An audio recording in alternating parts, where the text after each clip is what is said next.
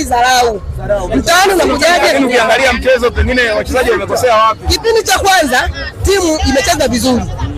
Kibu kakosa nafasi. Wachezaji kama yani nafasi za wazi kama hizi 3 tumekosa kweli. Kipindi cha pili mimi niliona Mpazo kweli kapotea. Niliona au akapotea. Nitakiwa yeye kocha atumie akili yake. Matokeo yake anamtoa nani ameweka mshambuliaji mmoja tu. Nani Mkwala? Anamtoa Mkwala Selemani Mwalimu. Anaona kabisa kwamba timu inatakiwa matokeo. Yaani pale ilikuwa haina haja kwamba kurudisha mpira nyuma. Twende kazi mpira kuja huko. Kwa sababu pia imeua. Huyo kocha naye pia tumwangalie pia. Sawa. Kocha naye pia tumwangalie.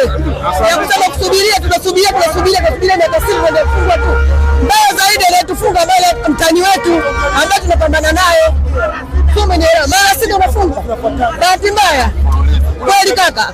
Kwa safari mimi mwenyewe umeniona unioni tena. Yaani msimu